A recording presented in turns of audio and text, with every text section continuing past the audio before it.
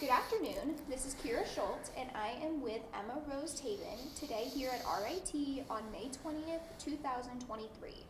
As part of the Lambda Network and Kodak reunion, we are conducting brief oral history interviews with Lambda members. Who am I speaking with today? Emily Jones. Okay, Emily. What was your job at Kodak when you became involved with beginning and starting Lambda? I was a laboratory head in the Analytical Technology Division. Okay.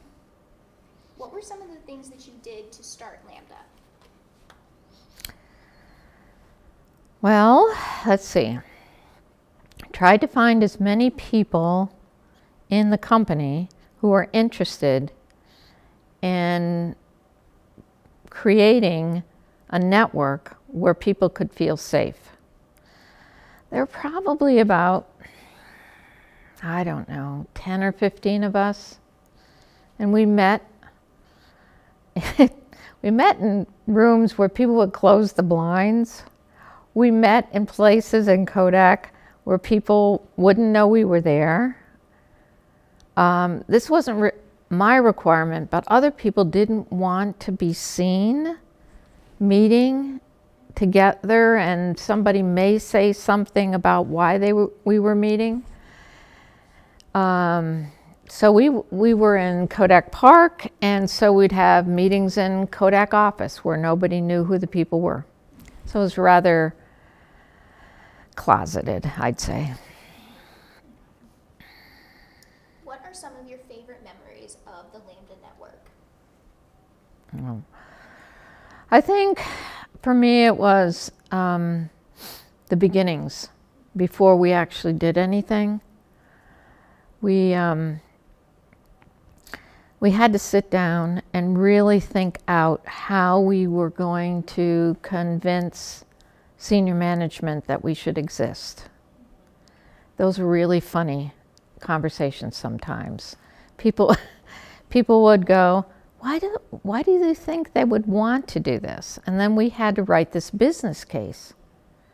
We had to create a dollars and cents reason why we should exist. And it was all based on bringing your full self to work.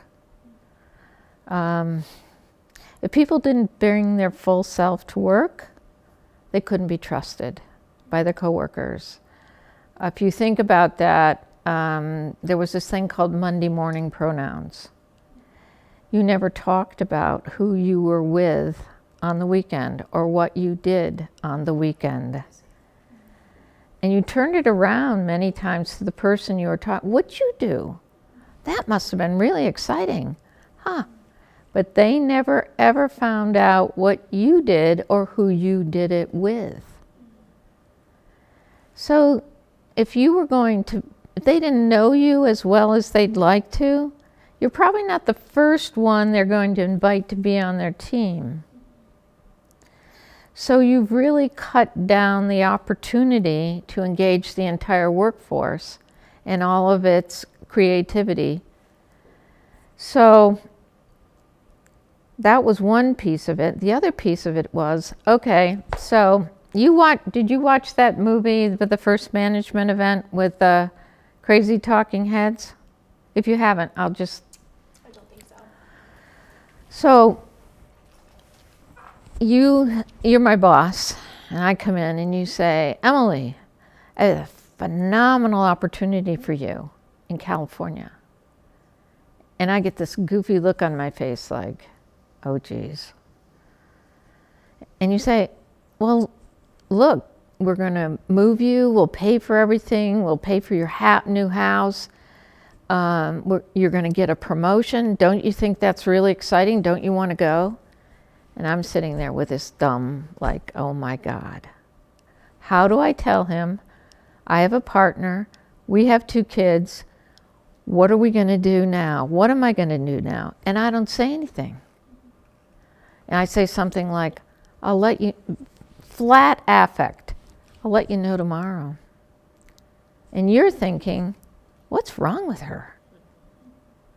So it was this whole idea that if we couldn't bring our whole selves to work, then the opportunities for the individual and the company would never be totally realized. And there was a business dollars and cents case you could make around that. Wow, that's a lot. That's incredible to hear coming from you. My next question is, oh gosh, did I ask this one? I forget. Okay. My next question is, what did your participation in Lambda mean to you? My participation. Actually, I didn't really know why I was doing what I was doing. It was sort of stepping out of my comfort zone as far as I could get, but I didn't know what spiritually was pushing me. I was just doing it. I was a single mom. I could lose my job.